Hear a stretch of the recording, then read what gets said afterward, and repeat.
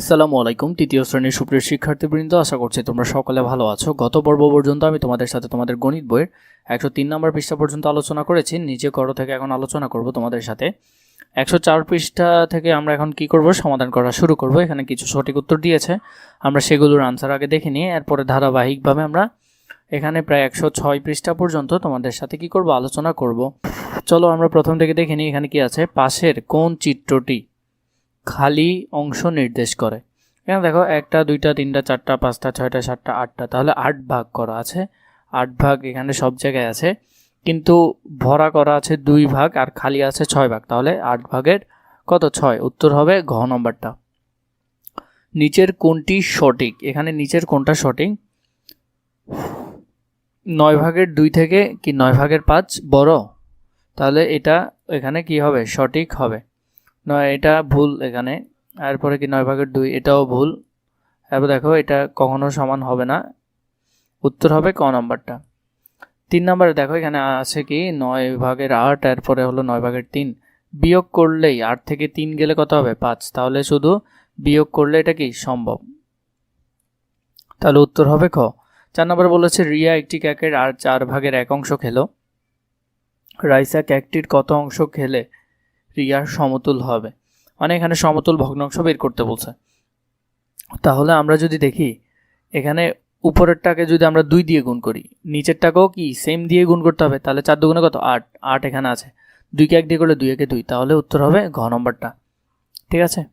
5 নম্বরটা দেখো এখানে কি আছে, নিচের কোনটির ভগ্নাংশগুলো 4 ভাগের 3 এর সমতুল।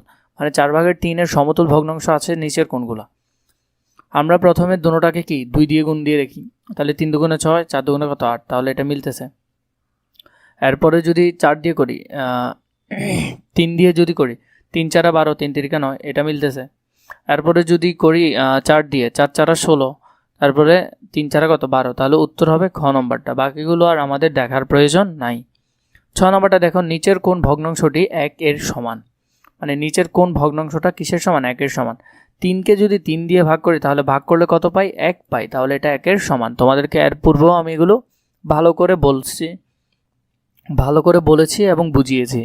7 নম্বরটা দেখো, বিদ্যালয় থেকে রাশেদের বাড়ি 8 ভাগের 3 কিলোমিটার পশ্চিমে এবং মিলির বাড়ি 8 ভাগের 2 কিলোমিটার পূর্বে অবস্থিত। রাশেদের বাড়ি থেকে মিলির বাড়ির দূরত্ব কত? তাহলে দূরত্ব যদি বের করি, তাহলে আমরা কি করব, যোগ করব। তাহলে 8 ভাগের 3-এর সাথে কত যোগ করব, 8 ভাগের 2 যোগ করব। তাহলে নিচে 8 আর 8 সেম থাকবে, 3 আর 2 যোগ করলে 5। 5 কোথায় আছে, এখানে। তাহলে উত্তর হবে ঘ নম্বরটা। 8 নম্বর দেখো, রাসেল 5 ভাগের 4 লিটার পানি পান করলো এবং রিয়া 5 ভাগের 3 লিটার পানি পান করলো। রিয়া অপেক্ষায় রাসেল কত লিটার পানি বেশি পান করলো? তাহলে যদি বিয়োগ করি, 5 থেকে 3 যদি চলে যায় 1, তাহলে 5 ভাগের 1 এখানে কোথায় আছে, ঘ নম্বরে। তাহলে বিয়োগ করলে কত হবে, উত্তর হবে ঘ। পরবর্তীতে 105 নম্বর পৃষ্ঠাটি দেখো, এখানে কি বলেছে, দাগ টেনে মিল করি। তাহলে এখানে দেখো এখানে কি আছে, 5 ভাগ, 5 ভাগের মধ্যে কত ভাগ রং করা আছে, 3 ভাগ রং করা আছে। তাহলে এখানে এটা কত হবে, 5 ভাগের 3 কোথায় হবে, এটা হবে উত্তর এখানে নিচে। 2টি একত্রে এখানের মধ্যে কত, 1 2 3 4 5 6, এখানে 3 5 10। তাহলে এখানের মধ্যে 2টি একত্রে কি হবে, সমতুল ভগ্নাংশ এখানে হবে। এরপর দেখো এখানের মধ্যে আছে 1 2 3 4 8, আর এদিকে হলো, এটা উত্তর হবে এখানে 1 এ। আর এখানে আছে কত, 2 4, আর এদিকে আছে 8 ভাগের 4 অংশ, আর এদিকে আছে 4 ভাগের 2 অংশ, এটা উত্তর হবে উপরেরটার সাথে। এরপরে দেখো এখানে 3 কি দিয়েছে, 1 লব 7 হর 13। এই ভগ্নাংশগুলো আমরা কি করব, লিখব। তাহলে লব সবসময় কোথায় থাকে, লব সবসময় উপরে থাকে, তাহলে 7 থাকবে উপরে, 13 থাকবে কোথায়, নিচে। এটার মধ্যে হলো যে কি, হর 11 লব 13। হর কোথায় থাকে, হর সবসময় কোথায় থাকে, নিচে থাকে। তাহলে হর 11 নিচে, লব 7 উপরে। বাকিগুলো আমরা দেখে নিই। এখানের মধ্যে দেখো বাকিগুলো ওরা সবগুলো সুন্দর করে এখানে লিখে দিয়েছে। পরবর্তীতে দেখো এখানে আমরা মিল করব, নিচের দাগ টেনে মিল করতে হবে।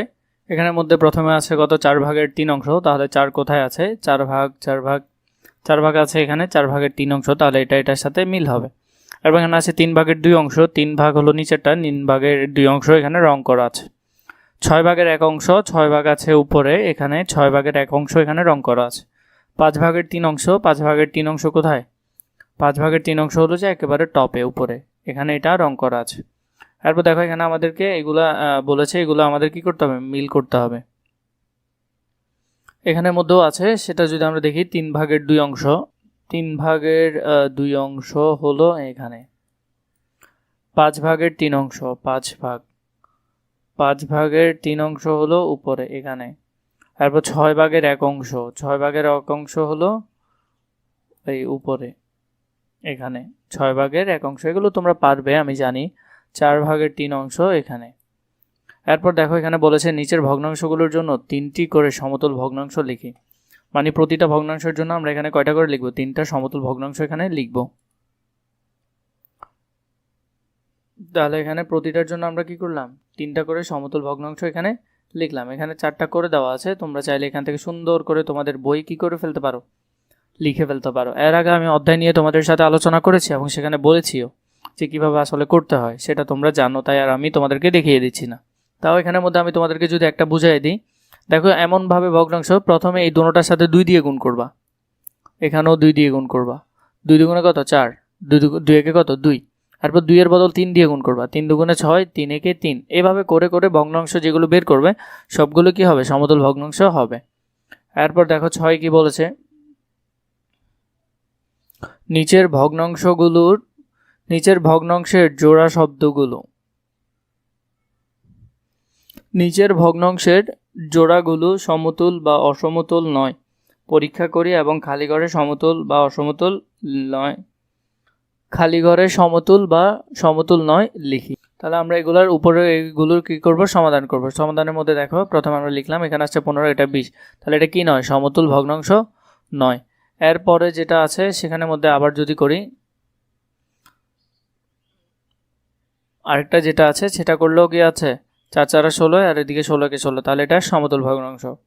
এরপরেরটা যদি করি, এখানে আছে 7 ভাগের 2 আর এদিকে 21, যদি গুণ করি 42 42, তাহলে এটা সমতুল ভগ্নাংশ হচ্ছে। এরপরে এটার সাথে এটা যদি করি তাহলে এটা কি হচ্ছে না? সমতুল ভগ্নাংশ হচ্ছে না। সেমভাবে এই দুইটাও তোমরা এখান থেকে দেখে নিও। যোগ করি, যোগগুলো তোমাদেরকে অনেকবার দেখিয়েছি, তাও একটা দেখিয়ে দিচ্ছি। এখানে 3, নিচেরটা নিচের মতো সেম থেকে যাবে। 2 আর 1 যোগ করলে কত হয়? 3। 3কে 3 দিয়ে কাটলে কত হবে? 1 হবে, এটা তোমরা জানো।